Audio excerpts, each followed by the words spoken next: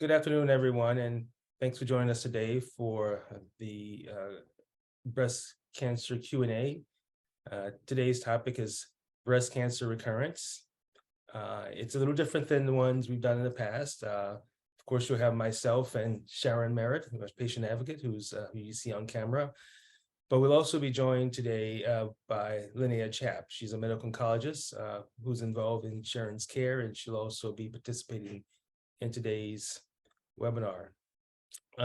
It's also different because although in the past, mostly we've talked sort of about theoretical questions about recurrence and diagnosis and how to manage it. Today's presentation will be focused a little bit more on Sharon and her experience. And so, we'll have that plus more general questions about breast cancer recurrence.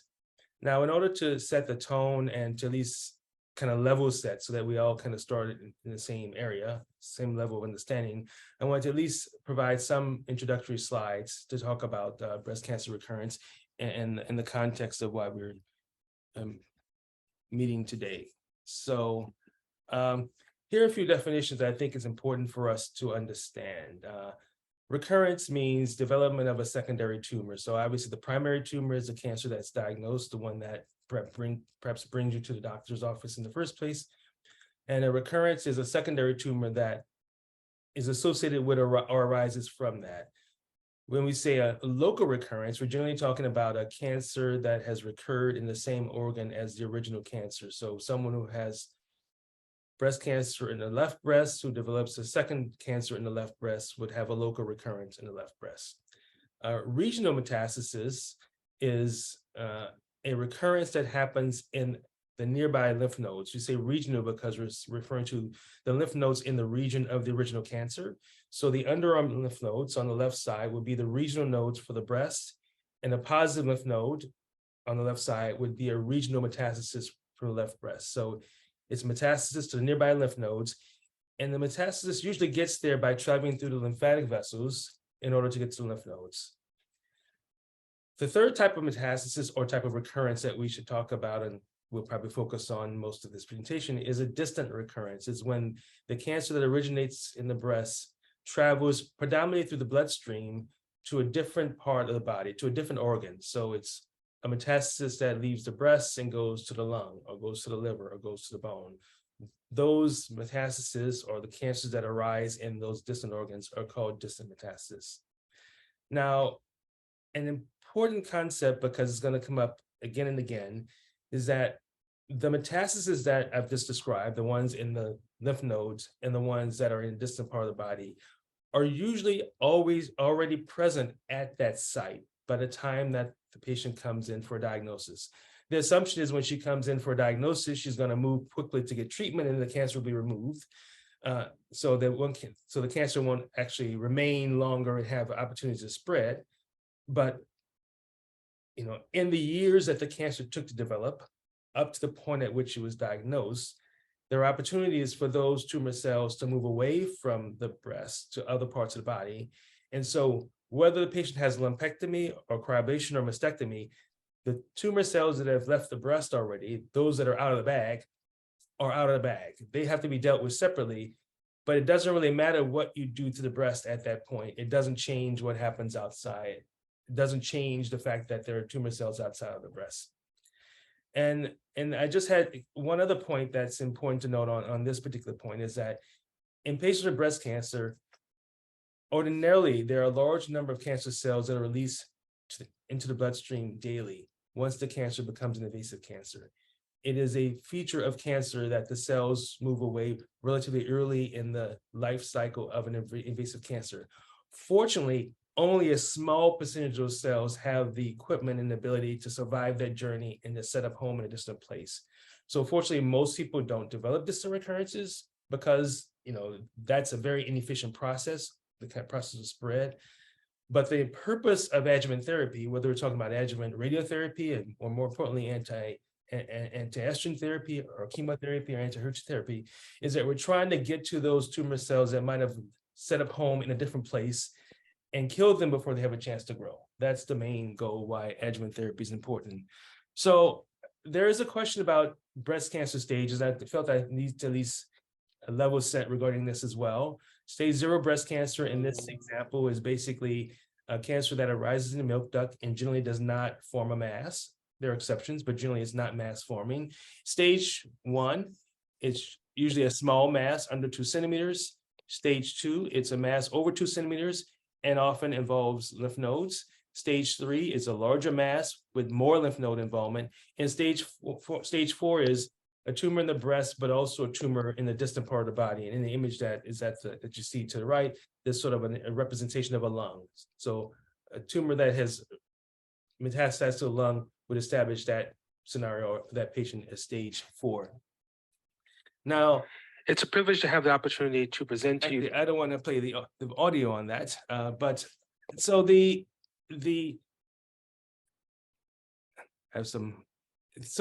part of the reason that I felt the need to do this recent video series that I've shared with you, and actually it's available online, I'm going to show you an image of it in a moment, is that when I've met patients in the past, as either a surgeon talking about breast cancer surgery or as a surgeon who does oncoablation, I often spend as much time talking about adjuvant therapy, prevention as a recurrence, as I spend on the actual treatment of the cancer.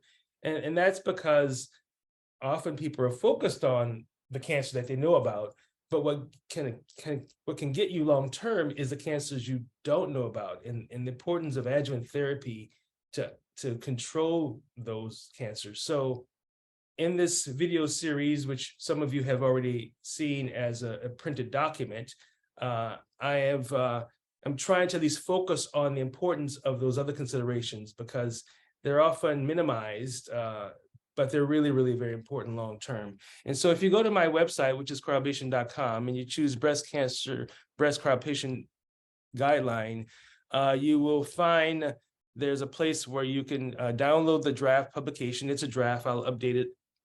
But there are 2 videos. There's a video part 1, video part 2. It's actually a fairly long video, but it's 2 parts. The second video focused primarily on adjuvant therapy, the treatments that are used to reduce the risk of recurrence after the initial treatment.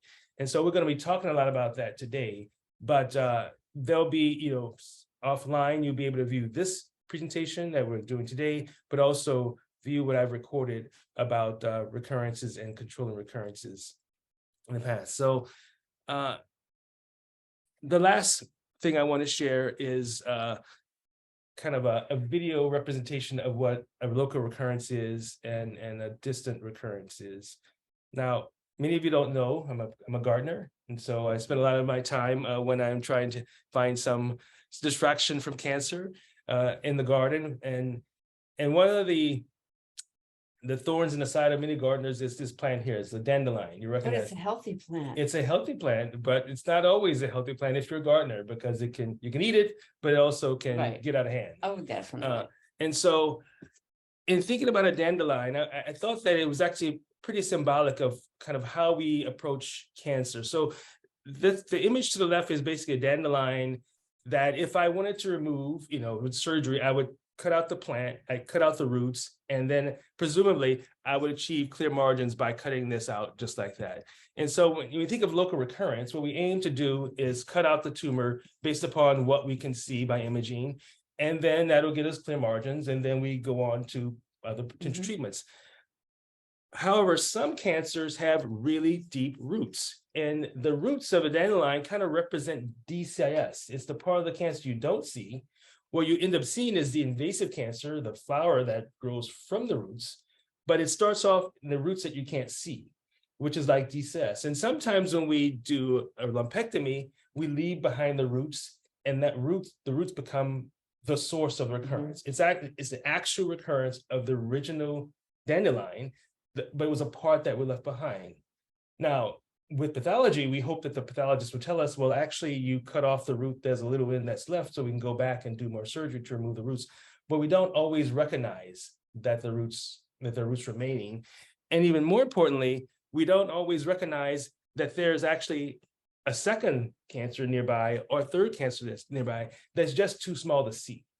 We might be focused on this, but the mammogram or MRI might not recognize that there's that cancer and that cancer. And these can become a source of local recurrences from stuff that's left behind. It's the purpose of radiation therapy to treat the stuff that's left behind so that we never get to see them as recurrences. But that's why, it's one reason why recurrences happen. Sometimes there are many things that are left behind that you don't see. And ultimately, if they're left behind and if they're not adequately treated with medications or with radiation, and if the circumstances are right, over time, they will appear. And they usually appear over 1 or 2 years after the diagnosis. So it's just like the dandelion, you pull it up, you think I'm good, I don't see any dandelions, but next season, you see 50 dandelions, right? Because they were there already, you just did not appreciate them. So that takes us to the issue of distant recurrence and regional recurrence. And that's what happens when the dandelion matures. So dandelion matures until those seeds start to take flight. It's still a local problem. It's a problem that you technically can cut out and remove without it, giving rise to others. But it is the nature of an invasive breast cancer, once it becomes invasive, that this process starts very early. And these seeds start to get into the bloodstream, into the lymphatic vessel, and they flow to other parts of the body. Now, fortunately, the point that I made from the beginning is that most of them don't survive, but that's the nature of seeds. You plant, 50 seeds and most of them don't grow, but some of them do grow. At least, fortunately, that's the case for cancer. But the next image. But if the seed finds the right place, the right organ, in the right circumstances, it can start to germinate. And there's this concept of seed versus soil in breast oncology, which is actually it's cancer in general, oncology in general, which is that it's not enough to have a seed land in a place. It has to be a place that's suitable for it to grow. So, and both the seed and the soil participates in the growth. And so if the cell ends up in, say, a muscle, that might not be a great place for it to grow. So it will never grow. But if it ends up in the bone marrow, which is where cancers like to grow, then that's a great fertilized soil to support its growth, or the liver, right? And so that's why you see certain patterns where breast cancer tends to go to certain places, because those cancer cells germinate well in the soil, if you will, that's provided by that organ, but not well in other organs because the soil isn't right. And so, with the right soil, things germinate, and then you get a new dandelion. So that's my dandelion story, but hopefully it made it a little clearer about how cancer forms. And I promise you'll never look at a dandelion the same way again after this explanation. So I feed them to my tortoises. Please do. So as I said, we have, I think we have another guest. Dr. Chap, have you joined us yet? We have she may be calling in. Allison, Dr. Chap, I think, is trying to join by phone, since she may not be able to join by video. So why don't you share with her the phone number so she can call in and participate verbally. Okay, we're working on it. Thank you. So why don't we get started with Sharon. Sharon, thanks for joining us again today. My pleasure. Do you want to share any opening comments before we get started? No, I just kind of had a big shock back in November when I was going to get to it, but I had a shoulder pain that I thought that I'd had in the past that was just a knot. And I asked my masseuse to work on it, and he did. And he recommended that I ask the chiropractor to do an adjustment, which I did. And then the chiropractor just reached under my rib cage and just said, "Is that sensitive at all?" And I said, "Well, not really, but maybe a little." And so he recommended that I go get a abdominal ultrasound because he thought I probably maybe had a gallstone. So it didn't seem like any big deal. So I went and got the ultrasound done. And when I got the report back, it showed there were spots on the liver and on the lung. And so that led to the CT and the PET scan and bone scan and brain scan and liver biopsy. And lo and behold, it's stage 4 metastasis.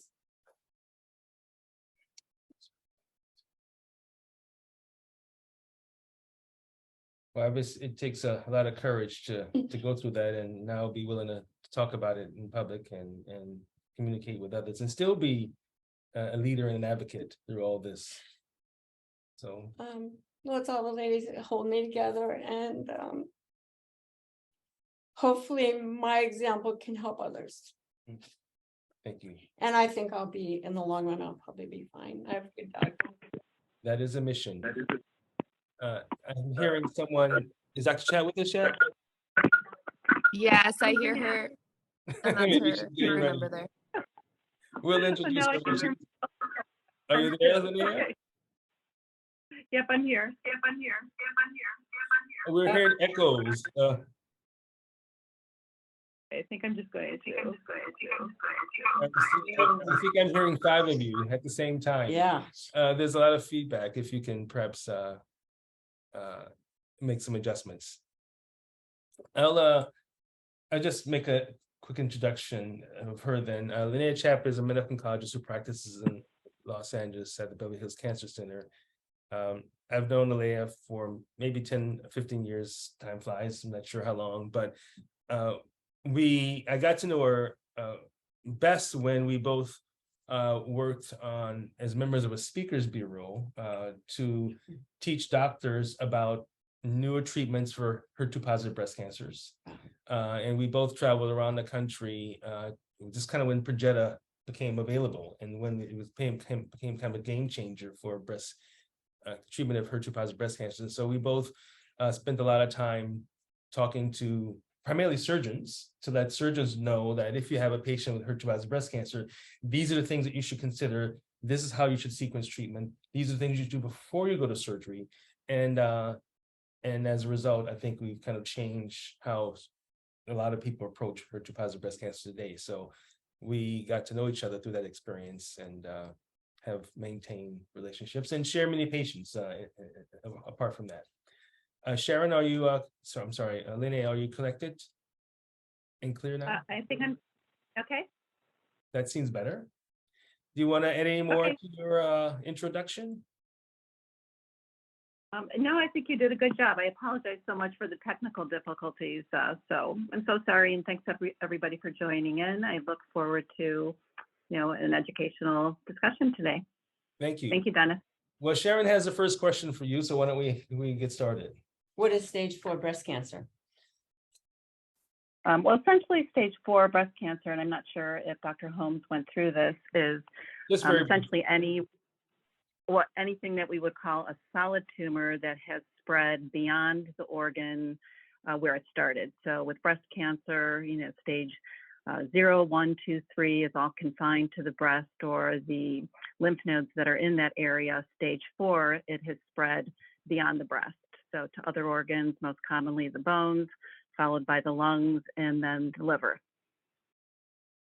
Thank you, Linnea. Dr. Chap. Mm-hmm. Is stage 4 curable? Would you say that one? It's, we don't talk, essentially at this point in time about cure for stage 4 breast cancer, but we have made so many strides with treating stage 4 disease that patients are living longer and longer.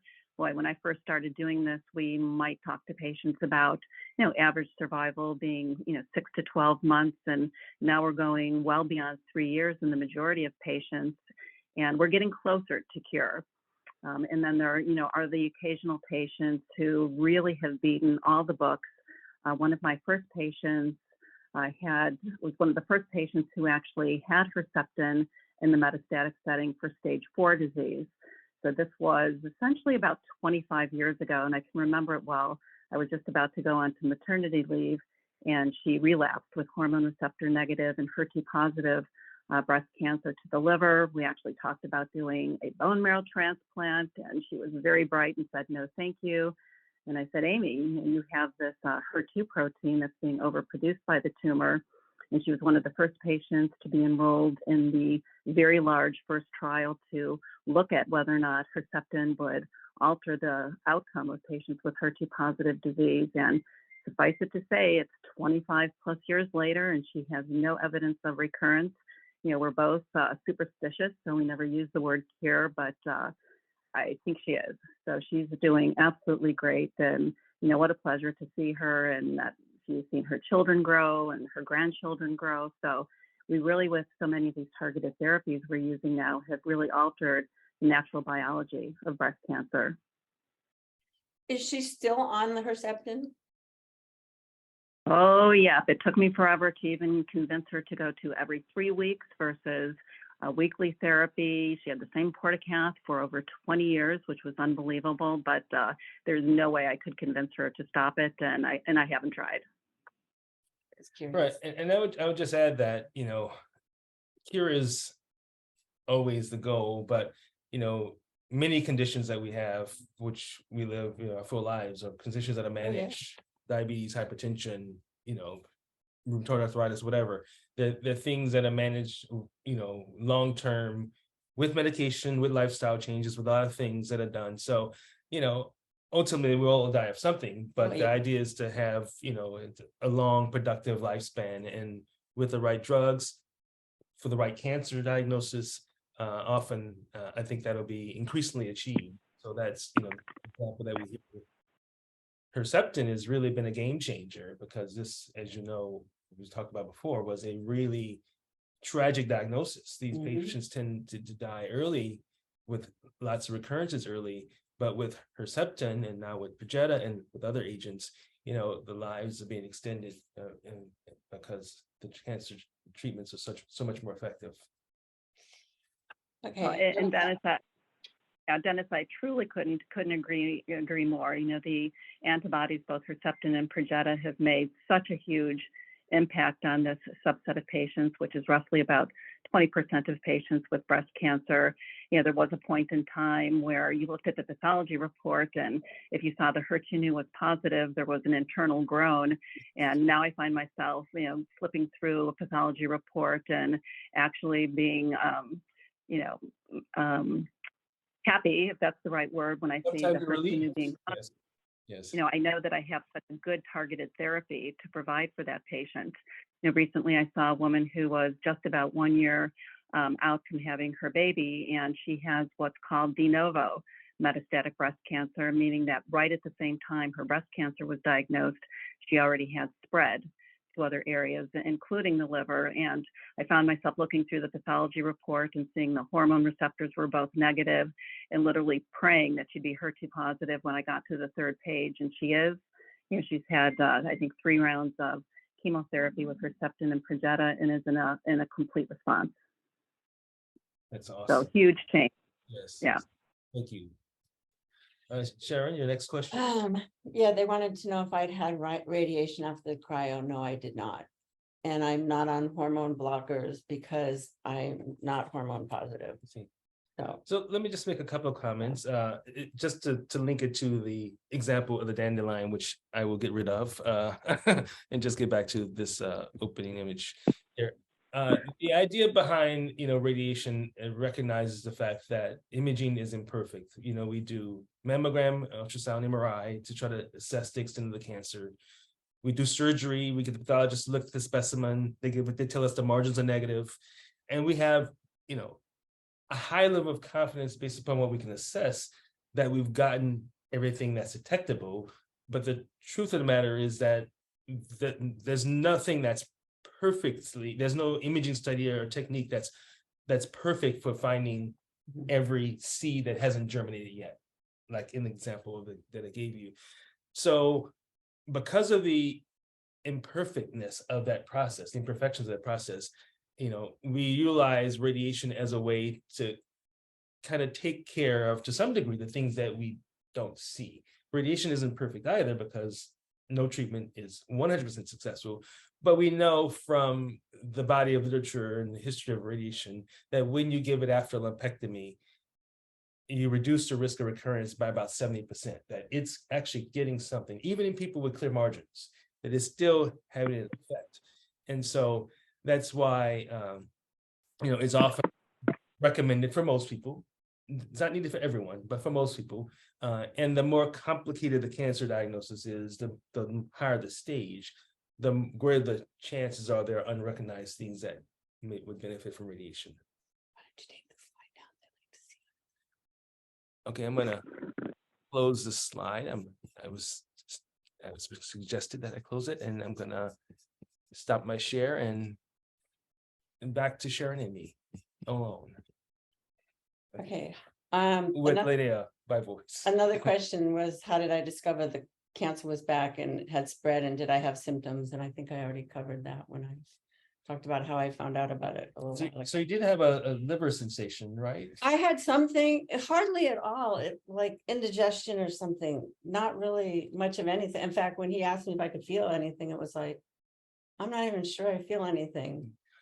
What But about the shoulder? Was the that- shoulder, I had like it felt like I had a really knot in the back of my shoulder, which I'd had in the past, so I thought they were just back. Any But the respiratory symptoms? radiologist, no respiratory. The radiologist explained to me though that the liver could radiate a pain into the shoulder. Thank you. So it made sense to the radiologist that I had the shoulder pain. Dr. Chap, how often in your experience do patients with stage 4 disease present with symptoms? Is it usually symptoms that brings it to light, or is it other, other evaluations that bring it to light? Yeah, but I think Dennis, really it's a mix in terms of whether or not the patient has symptoms. And I know we'll be talking about tumor markers a bit later, but occasionally it is a bump up in their tumor markers, which we'll be addressing later. I would say, my experience, and depending on the biology of the tumor, and we'll be talking a bit more about hormone receptor negative and hormone receptor positive, HER2 positive in terms of the presentation and the symptoms they have. But I think generally speaking, bone pain tends to be a marker in some patients, which is really tough because 60–80% of us will all have back pain during the course of our life. So that can be a little bit tricky, but really putting together the whole clinical scenario in terms of laboratory work, looking at the liver function test, is there new anemia? Are there any symptoms that are persistent, for a period of time that aren't getting better or are getting worse? Clearly would lead to, CT imaging and other radiographic methods to detect whether or not there's a recurrence. But yeah, symptoms can be pretty difficult, and I think that's so hard in terms of determining when to do scans. Looking for something in the face of not having any symptoms, there really isn't any data yet showing improvement in overall survival. And that's where we really need to get better with some of our tests in terms of really detecting something when it's still at the microscopic level before you actually have something radiographic to pick up on. But I would say the majority of patients do have some symptoms, or when they find out there's something on the scans, then they're very focused and do admit to having some symptomatology. Thank you. Yeah, I also got asked about is the reoccurrence in the breast or the lymph, or was it distant? Well, I think that we already answered too. Mine's distant.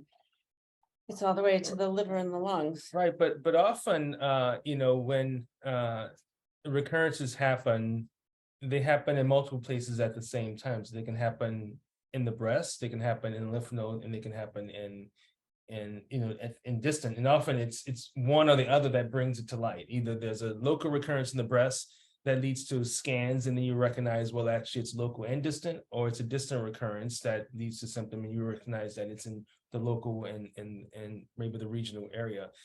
It is partly sometimes, particularly for people that have been on some course of on some type of treatment, is that the treatment may have kept things at bay until either the treatment ended or it was no longer effective, and then things started to grow. So there might have been a resident tumor in the breast, resident tumor in lymph node, resident tumor in the liver. They were hidden, dormant, not active. And then when treatment was no longer effective, or there was some life event that changed the soil, it started to grow in all three places at the same time. Okay, I had a question if I had the signature test. No, I attempted to, but unfortunately there wasn't enough biopsy materials, so no, I did not. Dr. Chap, what is the signatory test? Well, it's a relatively new test. The jury is still somewhat out in terms of the impact it has in terms of overall outcome, particularly in patients with breast cancer. But what's done is that the original tumor, essentially taken from the breast, is analyzed for all the different genes that are unique to that particular tumor.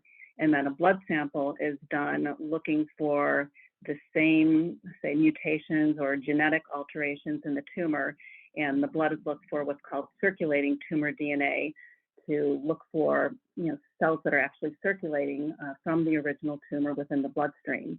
So really you need to have for Signatera a sample of the original tumor, and the first one takes about a month because they have to get that specimen and analyze it, and then the blood can be done to look for circulating tumor DNA.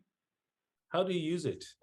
Say if someone has a positive result, whatever that means, how do you use it? Yeah, that's $1 million. And I think we're all still getting familiar with it for breast cancer. There's more data in terms of advanced colorectal cancer and early stage colon cancer for recurrence. So myself, I'm really gaining experience in terms of looking at my patients right now, for the most part, with metastatic disease, and looking at how the circulating tumor DNA correlates with repeat scans in terms of how the patient is doing on treatment for stage 4 disease, and also how does that correlate with the CA15.3 or the CA27.29, for example. I think that it's much more sensitive and looking for actually circulating tumor DNA than the tumor markers. In the stage 4 disease, I'm finding that there's a very good correlation in terms of response of the scans and what the circulating tumor DNA level does. So when the scans look better, the circulating tumor DNA drops. And really the question is, and what we're looking at metastatic disease, is can you make a change in therapy more quickly based on the circulating tumor DNA versus waiting, for example, 3 months for the scans to be done? And if you make a change in therapy sooner, will the patient's overall survival, their length of survival, actually be improved by making a change in your treatment earlier than waiting for the scans to be done?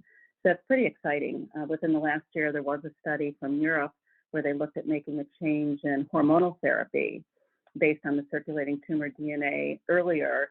And the suggestion of that study, the early findings are that patients live longer when you made an earlier intervention. So I think that's very exciting.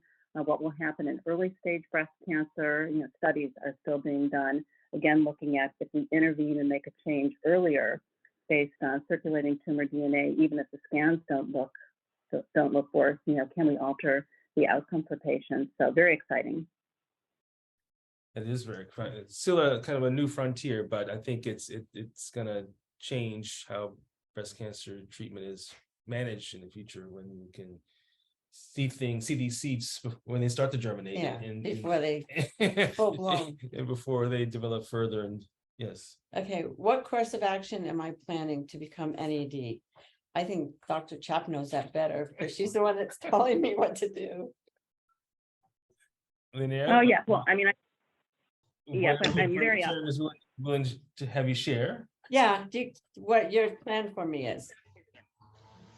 Yeah, well, Sharon and I have had a bit of a journey through this, coming up with a plan that, nothing is cookie cutter about breast cancer. I really think it's important to have a relationship with the patient. What are their goals? What are the side effects of therapy? Obviously, we're going for improvement and really knocking that tumor down and having good quality of life. So Sharon, the plan that we came up with is she's taking an oral chemotherapy drug, so by mouth, so there won't be any hair loss from that, which is great. So we don't have to pursue right now the DigniCap machine. And she's also getting a combination of the 2 antibodies, the Herceptin and Perjeta. We'll keep a close eye on things and scans every 2 to 3 months. And then roughly, when we see that we've knocked the tumor down and had at least a partial, if not complete remission, we'll drop the chemotherapy, which will probably be in about 4 to 6 months, and then just continue with the antibody treatment alone every 3 weeks indefinitely, and hopefully for a very long time. Thank you. Thank you. Was having cryoablation instead of having the tumor removed by a lumpectomy a contributing factor to your distant reoccurrence? So the first answer to the question, the simplest answer to the question is that, kind of based on how I framed the discussion at the beginning, almost in all circumstances, the distant sites are already established by the time that the diagnosis is made and the initial treatment is performed. So as a surgeon, I'm very humble. People always say, well, I may have, many people say that I've saved their lives by removing their cancer, but I appreciate their what they are by removing the cancer with surgery or with cryoablation, for example. And although I thank them for their comments, I recognize that, you know, what I do in the breast doesn't necessarily translate into a survival gain if there's already disease that has already left the breast. So I can help to manage the problem, but what I do is just a part of the overall solution. I can prevent the breast from becoming a source of future recurrences, but the recurrences that have already left are sort of have to be managed by some of the means. And so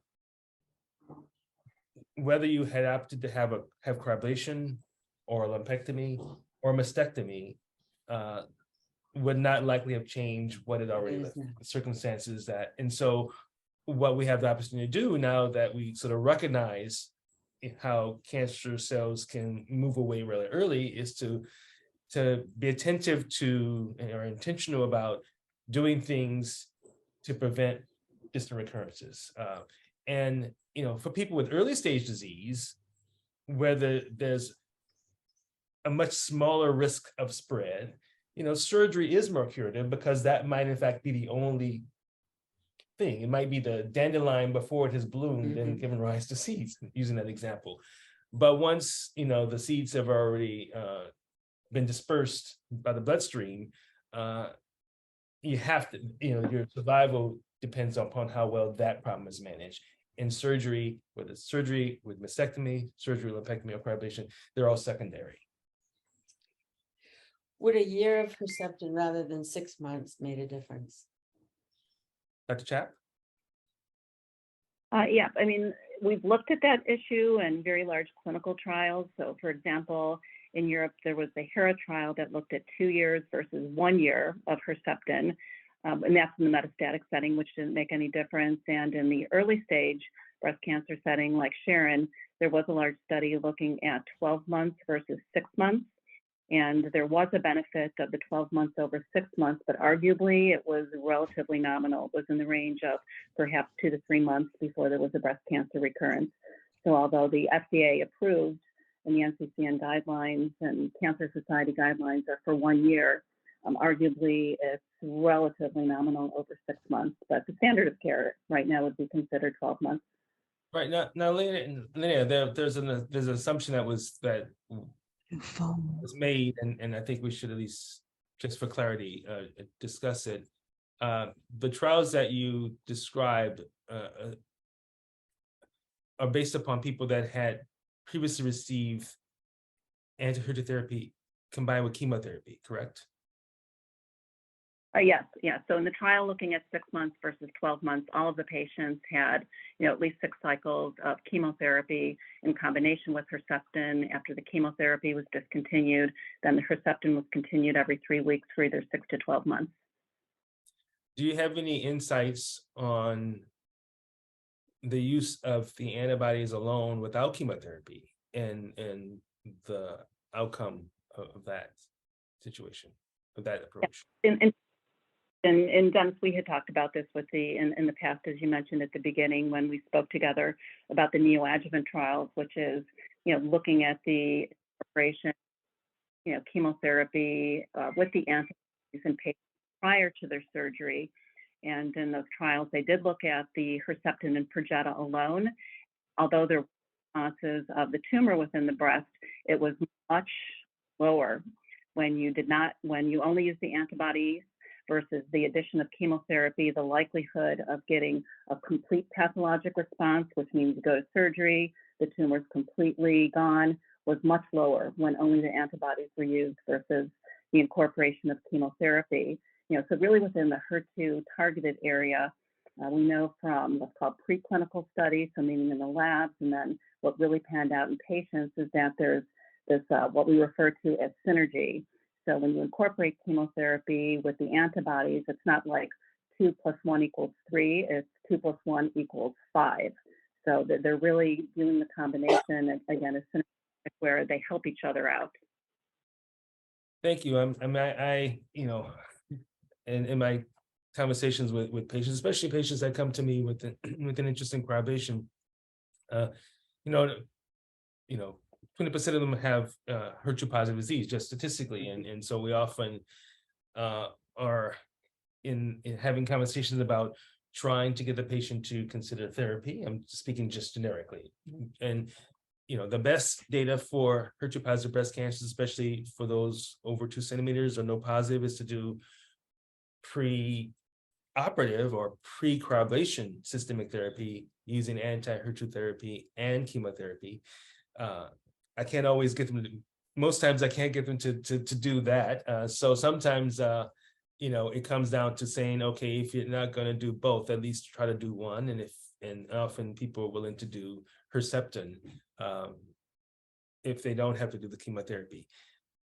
My point, and the point I always try to make to the patients, is that doing Herceptin alone is better than doing nothing, but it's not. It might not be enough, and you can get so much more benefit if you add chemotherapy to it. So it's a process. I feel it's kind of a mini success if the patient is willing to do Herceptin or the antibodies, the 2 antibodies, but it does leave me unsettled that there's a really effective combination available, the chemotherapy combined with the antibodies, that produces really dramatic results, which we hope to see in you. Yeah, now. Yes, now. Unfortunately, back then it wasn't offered to me that way by the oncologist I saw. So I'm not sure where they were coming from. Yeah, sometimes people say, if you don't want to do it the way that I want you to do it, then I'm not going to offer you either of them. And so,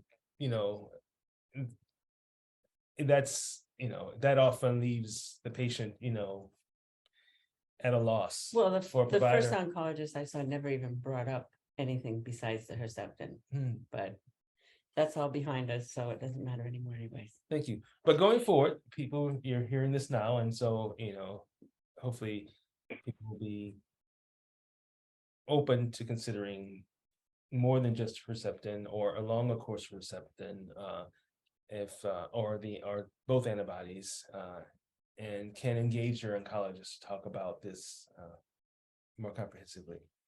What is the role of Yes, and Dr. Chap?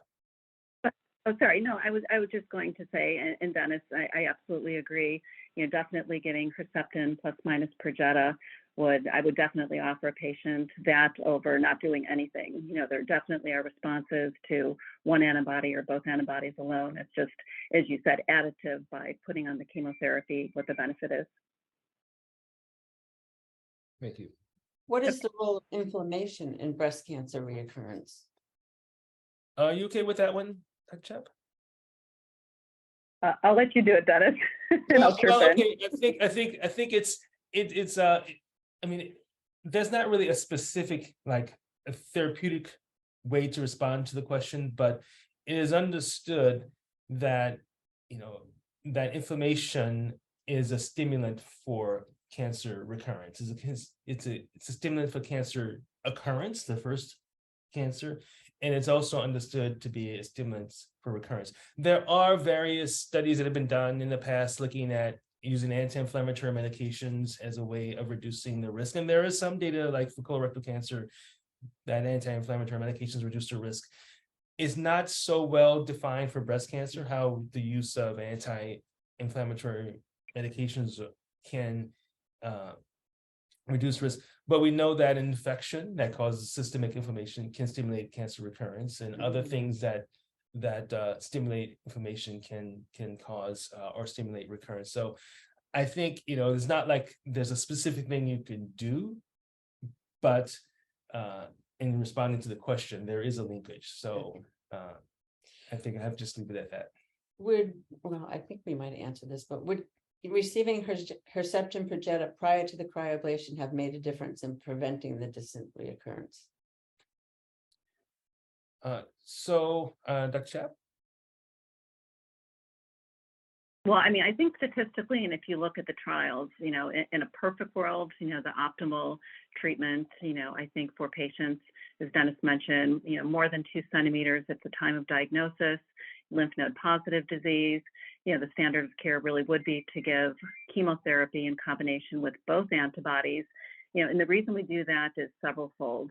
In terms of patients who have what's called a pathologic complete remission, again, no surgery, no disease that's left at the time of surgery, we know that that's a good surrogate marker for overall outcome. Often also significantly downstages the patient. So for example, they can get by with lumpectomy, fewer lymph nodes removed, and actually save the breast if that's what the patient desires. And then also what's important is we know that for patients who still have disease after neoadjuvant treatment, that we make a change. So we don't continue with the antibodies, but we make a change to a drug called TBM1 or Kadcyla, which is really a very neat drug. I sort of call it a Trojan horse. So it's Herceptin that essentially is attached to chemotherapy.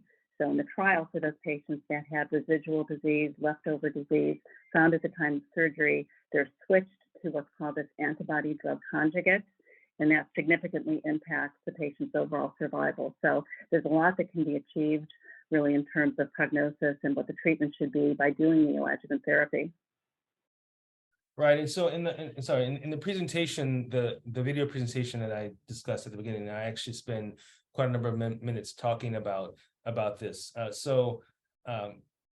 The data, the best outcomes, both in terms of primarily in terms of survival for HER2-positive breast cancer, comes from upfront. I use the term upfront just to simplify it. Upfront systemic therapy, meaning the antibodies plus chemotherapy. That gives that combination of the antibodies plus chemotherapy produces the best results we have in breast oncology. Whereas, particularly for patients with hormone receptor negative HER2-positive breast cancer, we see pathologic complete response rates in the 80% range, meaning that they have disease in the breast, they have disease in the lymph nodes, for example, they have the therapy given, and then they undergo surgery, and they found they have no disease in the breast, no disease in the lymph node. 80% patients with your profile have that kind of dramatic response. Not 100%, but 80%. But what that tells us is, prognosis, that you have a great response, your prognosis is good, but it also identifies the people that didn't have as great a response, and it tells us, well, maybe we can do something more for those patients. So pre-treatment allows you to identify people that respond great, but also allows us to identify people that have a suboptimal response that can then identify that patient as a candidate for another therapy. If we had done the surgery up front, you kind of lose that information that the tumor can tell, the tumor response gives you. The question about cryoablation is, I think it doesn't matter whether someone's having cryoablation or surgery. For this particular cancer type, or for triple-negative breast cancer, I think that pre-treatment with upfront chemotherapy is best. It doesn't mean you can't have cryoablation at the end. There are just some things that need to be done to facilitate that, and I'll talk about that in the other presentation. But the comment was for 2 centimeters or less? For more than 2 centimeters or positive. Yeah, see, mine was less, just under 2 centimeters.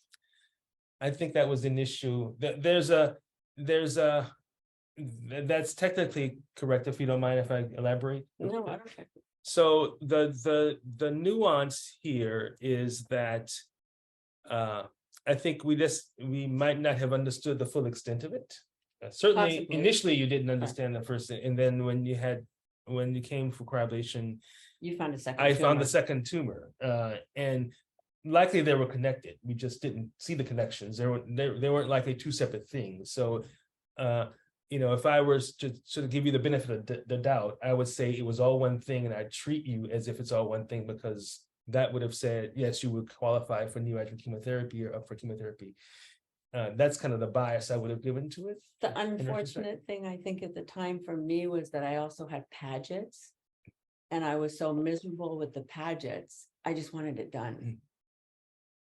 We all make mistakes.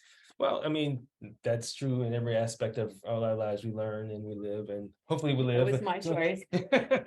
I did it. So. And sometimes we simply make the best decision we can at the time, or we accept trade-offs. I'm going to do this because this is more important. This immediate result is more important for me now, and I'll deal with the other later. That's kind of not always the best way, though. It's not always, but why is HER2 recurrence so common, and what drives it? Linnea Chap. Yeah, well, again, the HER2, it's a oncogene. So essentially, it's a protein that's overproduced in roughly, as I mentioned before, about 20% of patients with breast cancer. And essentially, it's this protein that's on the outer surface of the breast cancer cell. And when activated, it's the fancy terminology, it's called downstream signaling. So essentially, it's activating a path to what we call the nucleus, or the driving center of the breast cancer cell, and really drives that cancer to grow and divide, and also, for example, to be resistant to some of our therapies like hormonal therapy. So it's really a very potent driver of breast cancer cells and recurrence.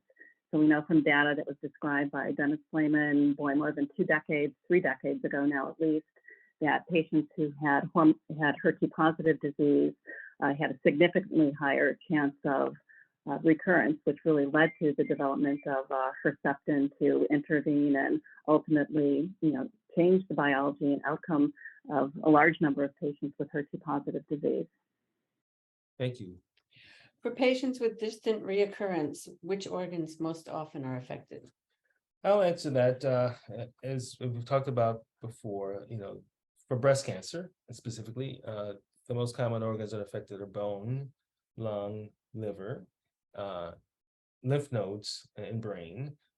There are different types of cancers kind of have a tendency for one organ more than the other. We know that HER2 positives have, unfortunately, a higher risk of brain involvement. There's some types that you've heard of lobular cancers, perhaps they have a higher chance of metastasizing to peritoneal linings, like the lining of the abdomen, and sometimes skin. So there are different patterns based upon particular cancer types, but in general, the ones that I mentioned, bone, liver, lung, brain, lymph nodes, those are the most common sites for breast cancer. What is the typical pattern of reoccurrence? I think I described it earlier. Okay. It can be distant or local or simultaneous. Do reoccurrences generally present with symptoms? I think we already covered that. Right. So most people have, that ultimately present with symptoms and had dormant or what we call asymptomatic disease that was present but not producing symptoms for some period of time before they develop, say, liver pain or shoulder pain that then brings light to, that leads to an evaluation. I would think so. It would be better if you caught it before you had symptoms. Yes, I mean, that is where we are probably heading. If you look at, Dr. Chap mentioned some studies that looked at patients that had like intensive screening with imaging versus those that didn't, and then looked at the outcome of those two groups of patients, there was really no difference in their survival. So it at least based upon what we had then, it didn't seem to matter if we found it before it developed symptoms. However, now that there are better drugs, more targeted therapies, and the ability to detect circulating tumor cells, before there might even be a mass growing, we might have a new angle on this, as she mentioned. And so maybe if you can find disease when it's that early, before it actually has formed detectable tumor, maybe if we introduce a treatment, then we can prevent those patients from developing identifiable, measurable growing disease. When does stage 5 breast cancer develop after a breast cancer diagnosis? 4. Or stage 4? When does stage 4 breast cancer develop after a breast cancer diagnosis? So I'll modify the same way. When does it become clinical detectable after breast cancer diagnosis? So most patients who ultimately develop stage 4 disease present with no evidence of stage 4 disease. They present with what looks like localized or regional disease. They present with disease that is only in the breast or only within the breast and lymph nodes with no apparent disease elsewhere. You can do PET scans, you can do bone scans, you can do all the scans, they'll look normal. Because at some point, the cancer cells are just seeds that haven't germinated or very small clusters of cells. They're unidentifiable. Usually, without adequate treatment, there might be treatment if it's not adequate to prevent those dormant or small foci of cells. If it doesn't prevent them from growing, it usually take about 2 to 3 years. It's a little bit earlier for aggressive cancers like HER2 positive, triple negative, maybe a little longer for less aggressive cancers like the strongly ER positive ones. But generally in that first 2 to 3, maybe 4-year period, if there are undetectable cells that aren't controlled, they will become clinically detectable on imaging and potentially possibly by symptoms. Okay, well, Dennis, I think I'd add a little bit to that if it's okay. So Sure. just as you mentioned, that it often, when the recurrence happens or stage 4 disease, is largely, attributed to the biology of the disease, with there being a difference between the different subtypes, hormone receptor positive, triple negative breast cancer, the patients who are HER2 positive. So generally speaking, with those patients that are hormone receptor positive, HER2 negative, there tends to be a little bit of a peak at 3, a little bit of a peak at year 5, but then there can be those late recurrences. These are typically slower growing tumors, the ones, Olivia Newton-John, you hear about occurring years later. So, there is a significant percentage of patients with hormone receptor positive disease that recur between years 5 to 10. And in many of those patients, as they approach year 5, I'll do what's called breast cancer index, which gives you a number in terms of looking at the genes unique to that tumor, what the risk is of recurrence, a late recurrence between years 5 to 10, and whether or not there would be a benefit of what we call extended endocrine therapy, so continuing it beyond 5 years. And then you're right, the triple negative breast cancer and HER2 positive breast cancers tend to have earlier relapse, between years 3 to 5. So, the one thing is when those patients hit year 5, you actually can take a bit of a deeper breath in terms of them not having risk for late recurrence or lower risk. Thank you. Was there a way to determine if there was already spread when the patients were first diagnosed? Well, for the most part, we base it on, symptoms. So when we interview a patient, we ask, either the patient's completed questionnaire, we ask for signs or symptoms that might suggest distant disease. But if the patient has, by imaging, early stage breast cancer, stage 1 or no negative stage 2 especially, we don't do body scans to look for disease if there are no symptoms. If there are symptoms, we pursue the symptoms. If there are no symptoms, the evidence indicates that you can manage a patient as if there is no distant disease. For those that have symptoms, we pursue it. For patients with higher stage disease, like no positive stage 2 disease or stage 3 disease, we have enough of concern that there could be detectable distant disease that we recommend scans in those cases. But it's mostly driven by the stage and when that symptoms are present. We don't do total body scans for everyone to look for things that are not likely to be detectable. How do you screen for reoccurrence that may not have symptoms? I guess you pretty much answered that. Have symptoms, lab scans, and so how often? Well, let's actually have Dr. Chap actually address how she monitors or what is recommended for monitoring patients for recurrence. So after their diagnosis, Dennis, in terms of completing their therapy? Diagnosed and treated, or NED, meaning they have no evidence of disease, how do you, going forward, monitor the patient for recurrence? Yeah, well, this is something I talk to patients on an individual basis. As of right now, and we've talked about this already, there isn't really any good, doing scans periodically, on some type of schedule in patients who are asymptomatic really has been shown to improve overall survival. And, the problem with doing, frequent imaging studies is running into what's called false positives. So especially here in the Southwest, somebody had the flu, valley fever, and you find little specks in the lungs, and now you're doing CT scans every 3 months for 6 months for 2 years. So that's one of the big problems I point out to patients is having these false positive type studies, and that lead then to unnecessary biopsies and repeat imaging. So you can really enter sort of a big gray area there that causes a lot of angst and anxiety. So I really tend to see patients based on what they would like every 3 to 4 months for at least 3 years, and then open to how often they would like to see me. As you mentioned, talk to them, any type of symptoms we need to investigate. Always do a chemistry panel, blood count, is there anything there? Tumor markers, very controversial. As I mentioned, the CA15-3 and CA27-29, they're about 80% accurate in terms of if they're elevated and continue to elevate, that the scans will actually show something. And it's not recommended to do these by the American Cancer Society, but trying to talk a patient out of not doing it and waiting for symptoms, as Sharon mentioned, can be very difficult. So I often do them in patients, again, explaining the false negative and false positive results of these tests. It's interesting that. But any type of symptoms that that are a bit concerning, or laboratory work abnormalities, then I definitely would order a set of scans.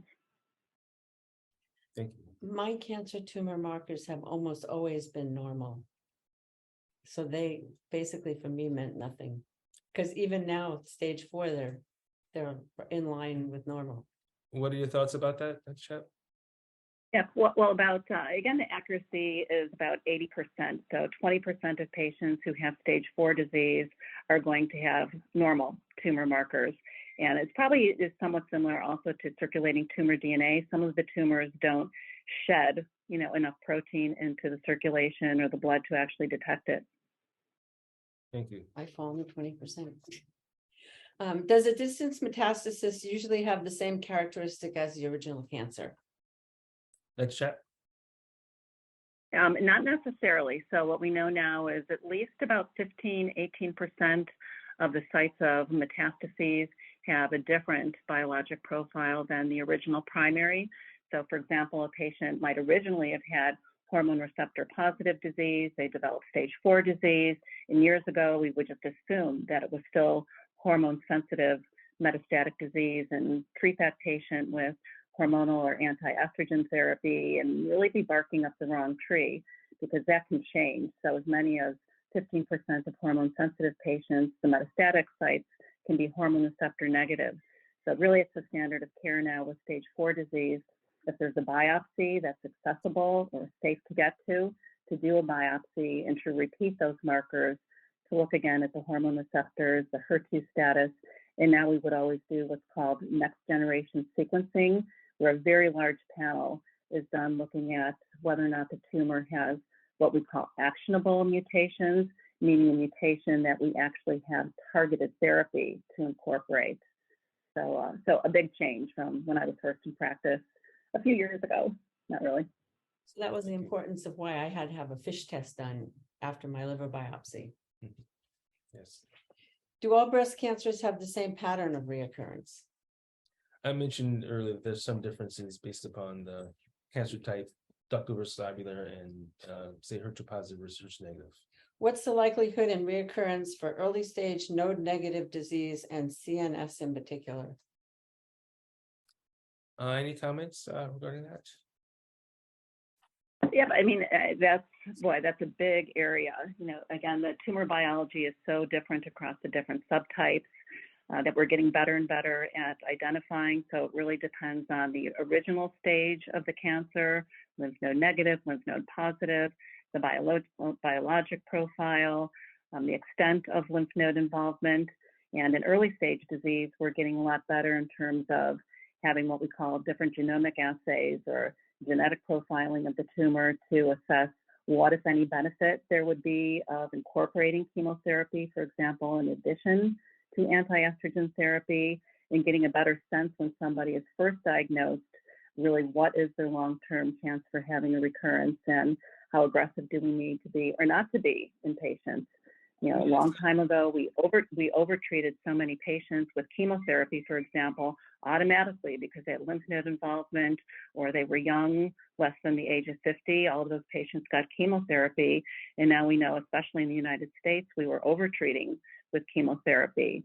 So as time goes by, we're really getting better in terms of being able to have a better sense of what that patient's outcome is and what their systemic therapy should be or not be. So I have may I ask a couple of questions? And two questions. The first one relates to the question that was asked before. It asked about CNS, which is central nervous system, or I'm going to assume brain metastasis. For patients,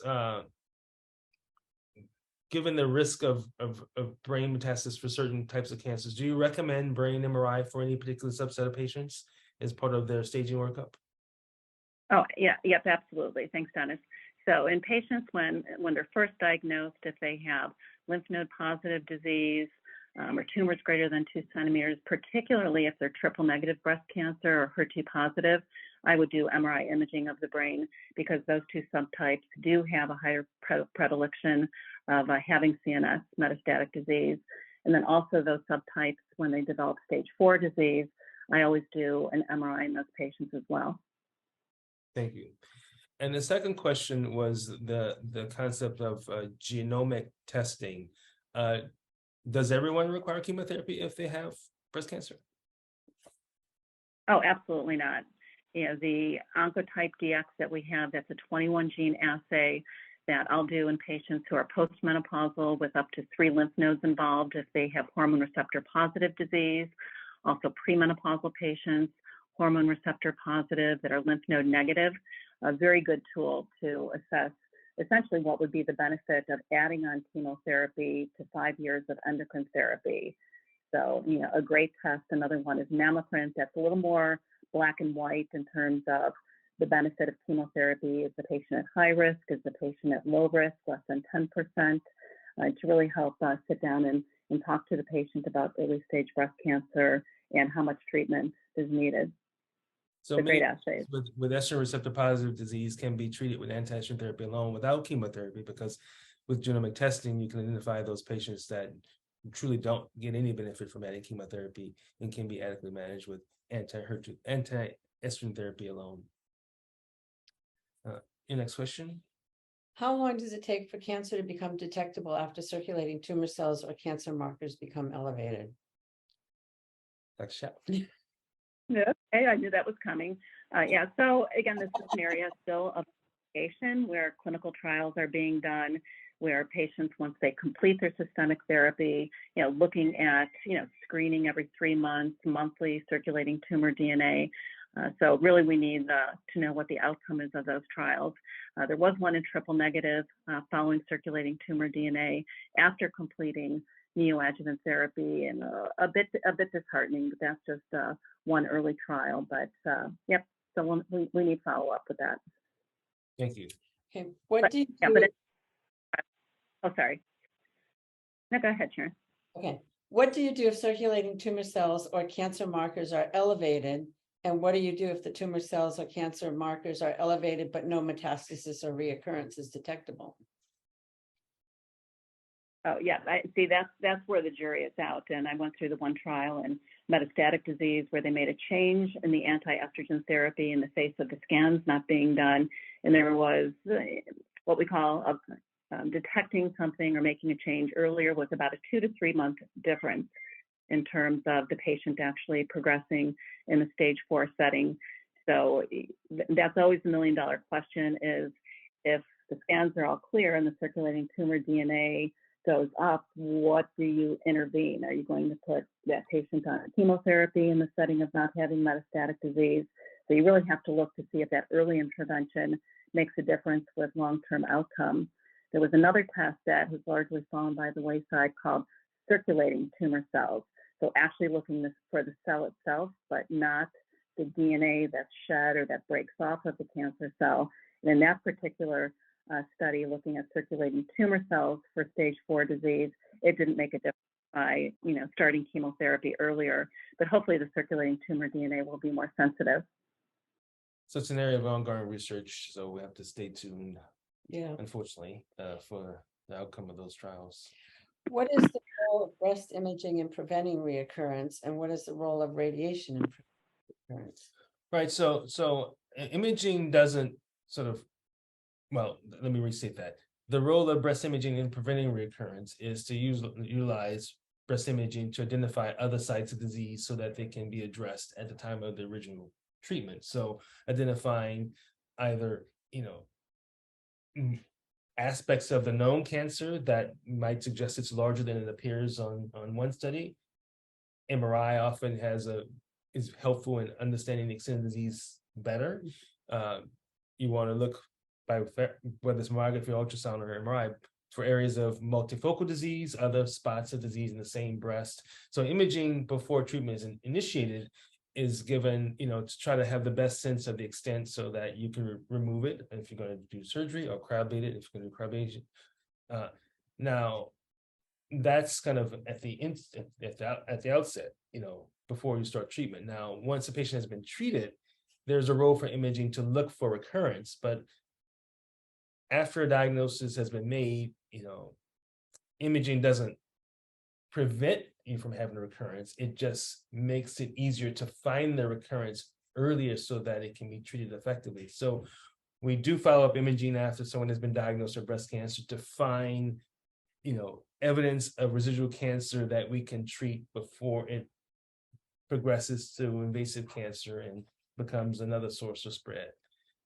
So it's important both at the outset of treatment to make sure the treatment is adequate and sufficient, and also important for follow-up to see if you can find evidence of mistreated disease or undertreated disease that you can address before it becomes more advanced.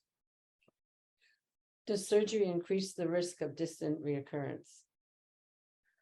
That's a controversial topic. I think that I actually did a bit of reading about this before this meeting because I wanted to kind of see what the latest thinking of it is. And I think when you look at sort of an experimental model, like in animal studies and so forth, it does appear that, the changes, basically the information, the things that happen with surgical trauma do have some potential to increase the risk of a recurrence in the animal models. But when you look at human trials where people had surgery versus no surgery, or earlier surgery versus later surgery, the ones that have surgery or earlier surgery survive better. So I don't think that those animal studies that you may read about or those anecdotal cases really define kind of the reality of treating cancer in humans. The other sort of technical aspect in that these surgeons need to be attentive to is that, there are some studies that show that surgical manipulation can stimulate, tumor cells to spread. Now, remember, tumor cells have been spreading for a long time. So it's not like surgery is a unique event that can change, that's more significant than the many days that tumor cells have had a chance to spread, just not so naturally. But there are some techniques that surgeons can use to minimize the potential to spread tumor at the time of surgery. And one technique that I use is to inject local anesthetic containing epinephrine around the tumor. We call it kind of like a field block, where you inject it, you sort of bathe the tumor in local anesthetic and containing epinephrine. And what epinephrine does is it causes the tumor cells, it causes the blood vessels to squeeze, to constrict. So it essentially kind of holds the lidocaine or anesthetic in place, but it also holds anything that would flow into and out of the space in place. I take that step before I ever make any incision. So it has two benefits. Number one, it kind of stabilizes the tumor site, preventing flow of tumor cells into and out of space. Number two, by injecting the local anesthetic before you make an incision, you disrupt the pain cascade that leads to inflammation, and because that too has an effect on cancer risk. And then thirdly, there is data to say that opioid use potentially increases the risk of cancer recurrence, like using opioids after cancer surgery. So if you can prevent patients from having postoperative pain, which you can do by pre-treating them with pain medication, like local anesthetic, for example, or doing regional blocks or nerve blocks, then you can lower the inflammation that downstream can contribute to recurrence. So that's kind of how surgery can potentially affect the risk of recurrence.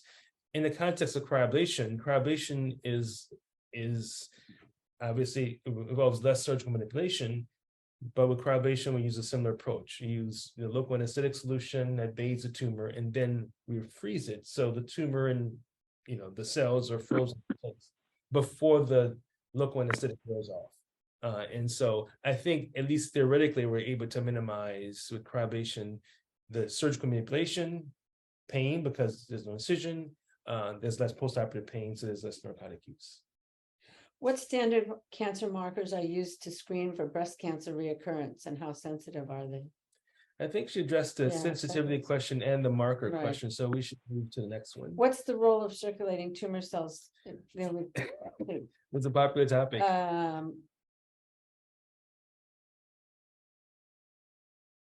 I think I'll You can ask the question. I'll do my best to What answer. percentage of patients have local reoccurrence post cryoablation, lumpectomy, and mastectomy?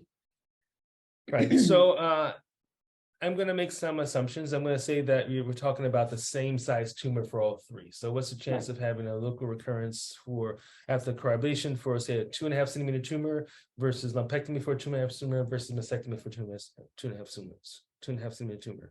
And the answer to the question has everything to do with how well you see the tumor by imaging. Like, do you see it well enough by imaging, by mammogram, ultrasound, MRI, to be confident of its size so that when it's treated with surgery or lumpectomy or mastectomy, it's removed completely? That's the one assumption that I make. And the second assumption is whether or not, the second factor is whether or not adjuvant therapy is used, radiotherapy is used. Now, the data would say that if you remove a tumor, whether with lumpectomy or with cryoablation, that you have the same risk of recurrence with one or the other. But the data will also say that if you remove by lumpectomy and cryoablation and you don't add radiotherapy, that the risk of recurrence is considerably higher for most patients. And that's because even with lumpectomy, you can't completely eliminate the possibility of there being residual disease. In fact, we assume that there's residual disease. That's why we add radiation even after lumpectomy. For a mastectomy patient, we're removing essentially an entire breast. So the potential for having unrecognized residual disease is much lower, but it's not zero. So if you look at sort of historical studies, or at least the contemporary studies looking at local recurrence rates with lumpectomy versus mastectomy, we generally see at 10 years local recurrence rates for a lumpectomy at about 3 to 5%, and mastectomy at about 2%. Less. That's assuming lumpectomy plus radiation, or cryoablation plus radiation. Without radiation, you're talking about a 15 to 20% recurrence rate versus a 5% recurrence rate when radiation is added. So it's lumpectomy, cryoablation alone without radiation, 20%, lumpectomy and radiotherapy, or cryoablation with radiotherapy, 5%, mastectomy alone, about 2%. That's last comment is, even though there are differences, when you look at lumpectomy and radiotherapy versus mastectomy, although there are differences, a few percent differences in recurrence, there's no difference in survival. The patients survive equal long. So, but it does impact their risk of local recurrence.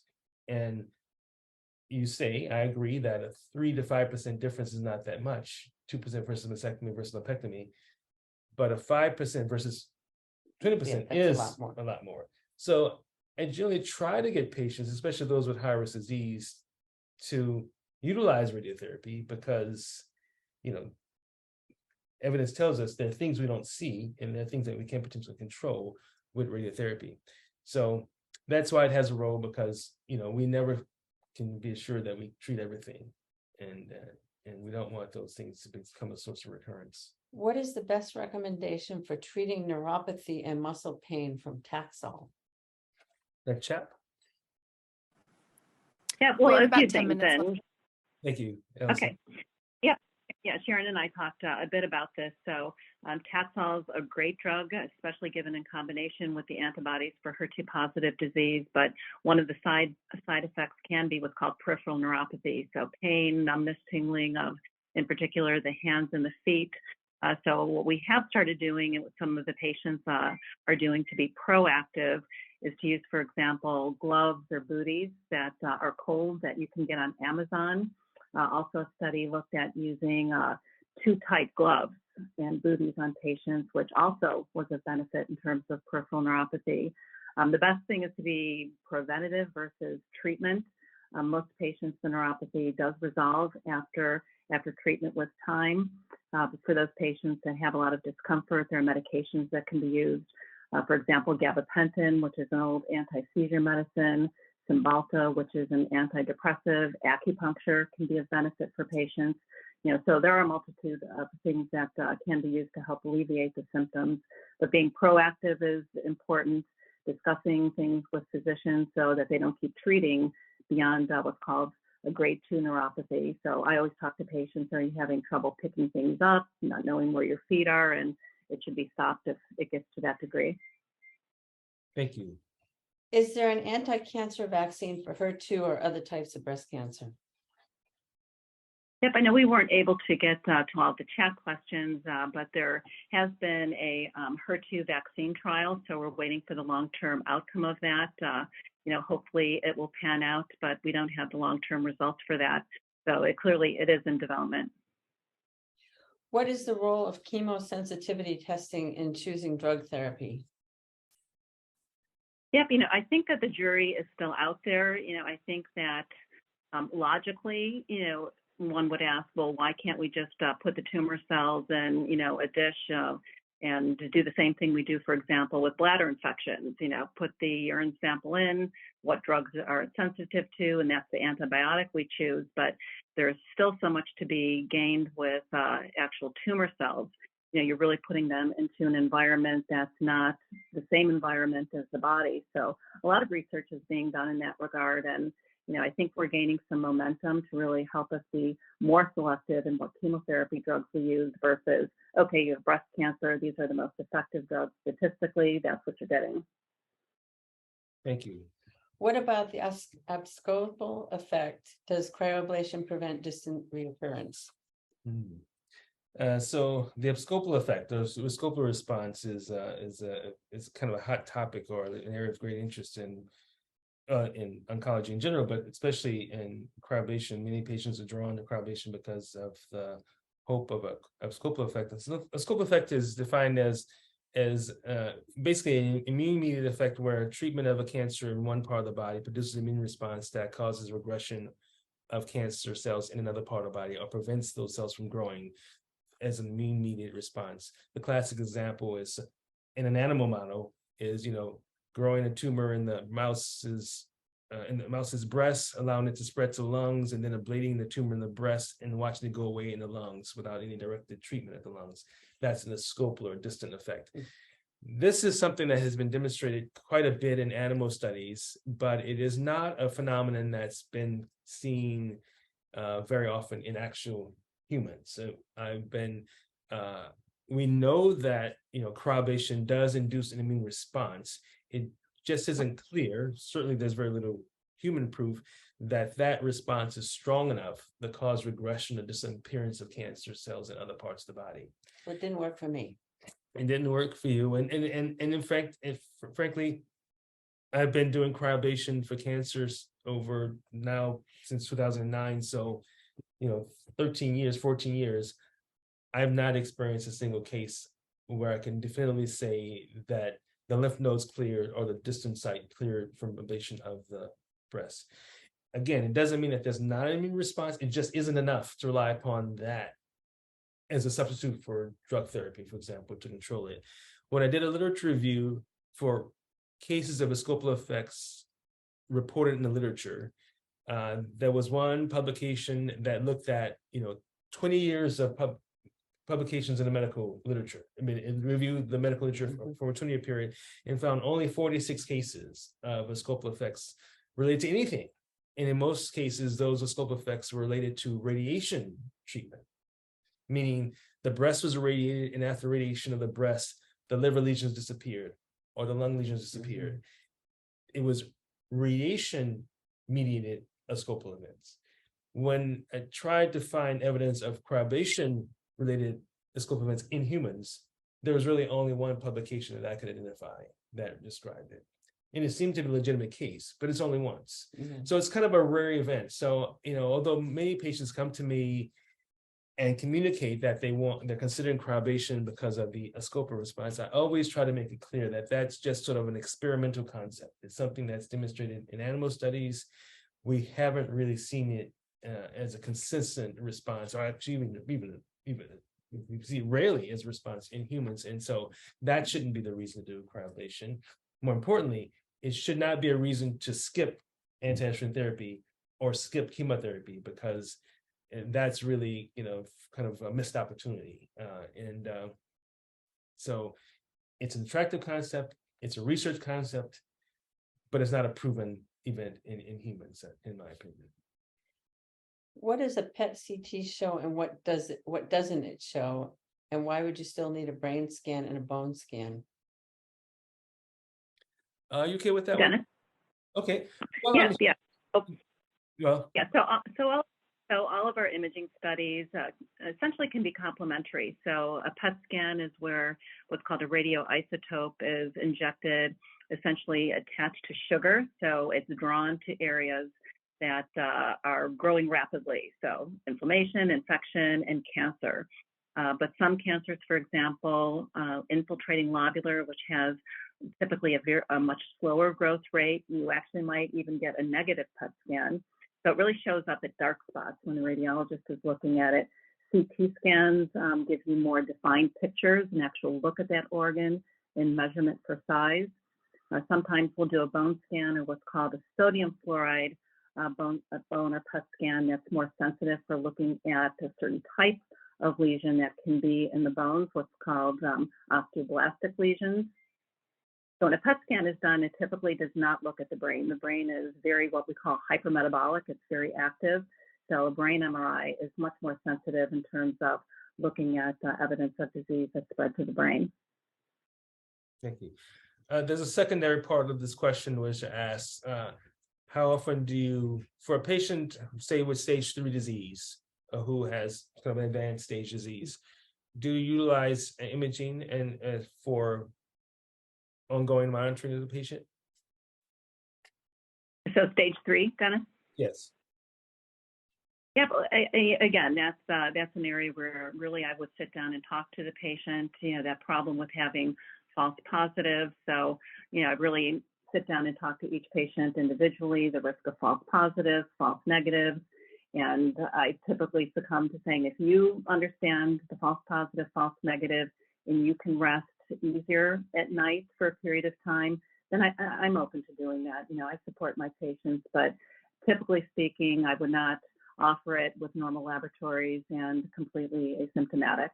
Again, the false positives and, just provide some reassurance maybe for a period of time, but not what will happen 6 months later. And then the issue of the radiation exposure as well. Thank you. We have perhaps a chance for one more question. After having a lumpectomy, can cryoablation be performed as an additional procedure to treat a local reoccurrence? Yeah, so we're kind of evolving in recent years with how to manage local recurrences. It used to be that for someone who's had a lumpectomy, if they've experienced recurrence, that mastectomy was the only option that was offered to patients. Now that it's changed, now patients are able to undergo a repeat lumpectomy. Some patients able to go repeat radiation, especially now that we're using more targeted forms of radiation. And also, cryoablation is an option for someone who, for one reason or another, does not want to undergo surgery. So for a patient with a local recurrence after previously being diagnosed with breast cancer, lumpectomy is an option again, as is cryoablation. So I think in interest of time, it's now 1:29. We should wrap up this presentation. Just a few points to review. We didn't quite get to all the questions. We're contemplating a follow-up to this in another webinar. So there may be questions that we didn't get to today, especially kind of the nutrition related or the diet related ones that we may cover in the next one. So be patient with that one. I want to just draw attention again to the fact that a number of the things that we discussed are in the video presentation that was posted online at cryoablation.com. So you can see some images and a little bit more discussion of some of the points that were raised today. It's available to you to view at your leisure. With that, I want to thank Dr. Chap for joining us for this webinar. It was really helpful to have her insight as a medical oncologist to sort of respond to these questions. I mentioned that I've been working with her, and one reason that I've been working with her over the last few years is that, she's has been more open-minded to care for cryoablation patients, and helping patients find the way forward. Because some patients, if you're not willing to be open-minded about how they want to treat their diagnosis, sometimes they leave the healthcare system and they never move forward, and they only experience the worst outcomes of cancer progression. But there's always a way in if you can find a way to work with patients, and she's been very helpful in sort of finding a way to get a patient engaged in therapy, in a in a patient-centered way. And so thank you, Linnea, for your collaboration and support in that regard. And she's now your provider. So Yes, and I appreciate her a lot. you can attest to that yourself. Yeah. Any Yeah, part- thank you both. Yeah, thank you both for having me. It was really a pleasure to participate. I was actually, when Sharon told me about this, and you, Dennis, I was secretly hoping you would ask me to participate. So thank you so much. I'm so happy you came. Any part of Yay. it? Just, I've learned a little bit the hard way to listen a little bit more. Still do my due diligence and my advocating for myself, but I'm learning to accept a few things I didn't want to. There's some things I still wouldn't change, but Well, thank you. Thanks for sharing your story. Thank you all for your time. And we'll see you next time. Have a great day. Have a great day, everybody.